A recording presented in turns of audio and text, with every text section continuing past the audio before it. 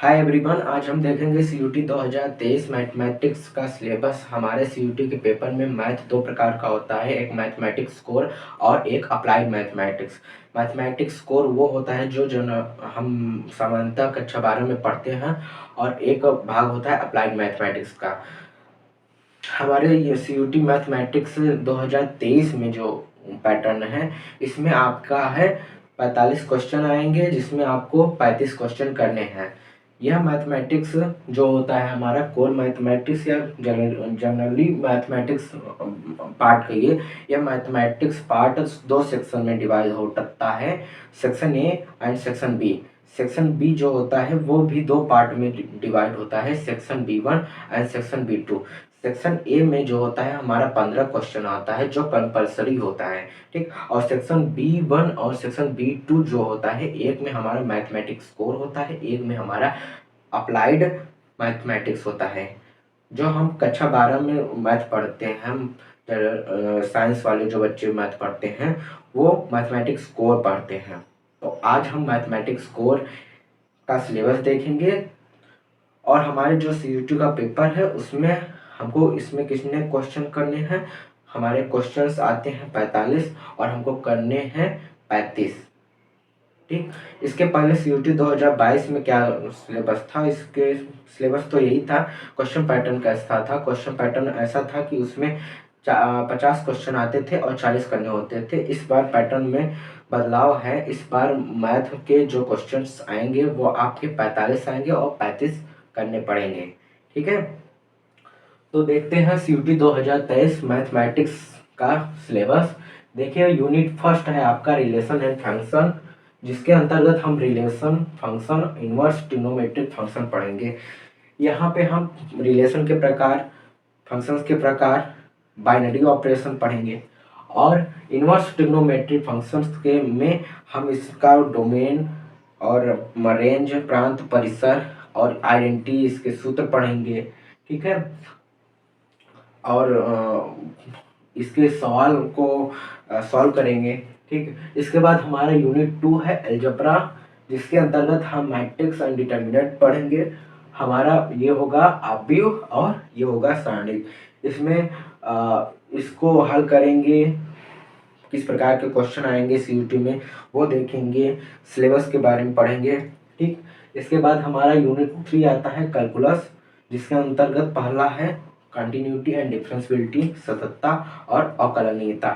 सततता और अवकलनीयता किसी फलन के बारे में हम चर्चा करेंगे कि वह कब सतत है, कब अवकलनीय है, कब ग्राफ से भी देखेंगे कि कैसे सतत होगा, कैसे अवकलनीय होगा, किस किस बिंदु पर अवकलनीय होगा, कब सतत होगा। इसमें प्रमेय है जो दो मध्यमान प्रमेय, रोले का प्रमेय, उसको भी देखेंगे। इसके बाद है हमारा एप्लीकेशन ऑफ डेरिवेटिव, यानी कि अवकलज के अनुप्रयोग देखेंगे कि हमारा अवकलन जो होता है किसी वक्र का क्या दर्शाता है, वो स्लोप दर्शाता है। तो उस डेरिवेटिव से हम क्या क्या कर सकते हैं, स्पीड कैसे निकाली जाती है। इसके बाद हम देखेंगे इंटीग्रल्स, यानी कि समाकलन। समाकलन देखेंगे कि हमने किसी भी अगर फलन का अवकलन किया है, तो अगर उस फलन को किस पुनः की कैसे प्राप्त करना है, तो हम उसका समाकलन करेंगे, ठीक। इसके बाद देखेंगे हम एप्लीकेशन ऑफ इंटीग्रल्स, यानी कि समाकलन के उपयोग। कोई भी वक्र द्वारा घिरा क्षेत्र कितना होगा, किसी भी अनियमित आकृति का क्षेत्रफल कैसे निकालेंगे, ठीक है।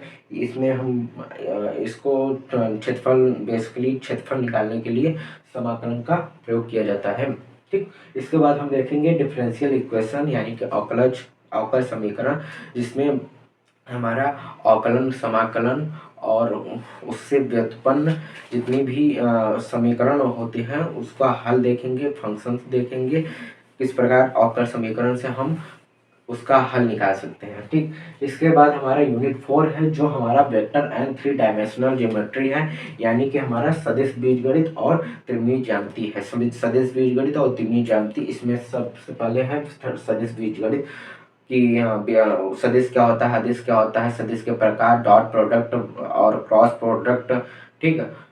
और इसके बाद 3 डायमेंशनल ज्योमेट्री, त्रिमीय ज्यामिति, यानी कि सदिश के रूप में रेखा का समीकरण, प्लेन का समीकरण, ठीक है।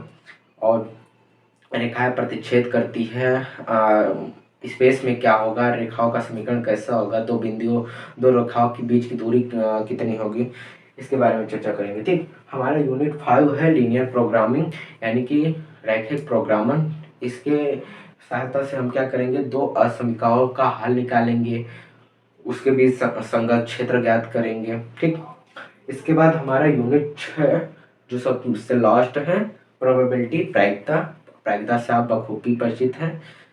किसी घटना की प्रायिकता क्या होगी, कैसे उसको घटित होने की संभावना कितनी है, कितनी घटित नहीं होगी। तो इस प्रकार हमारे ये CUT 2023 का मैथमेटिक्स का सिलेबस है। ठीक, यूनिट 6 यूनिट है, रिलेशन फंक्शन है, अलजेब्रा है, कैलकुलस है, वेक्टर एंड 3 डायमेंशनल ज्योमेट्री है, लीनियर प्रोग्रामिंग है, प्रोबेबिलिटी है, और हम इसे आसानी से पढ़ेंगे और अपनी CUT की तैयारी अच्छे से करेंगे।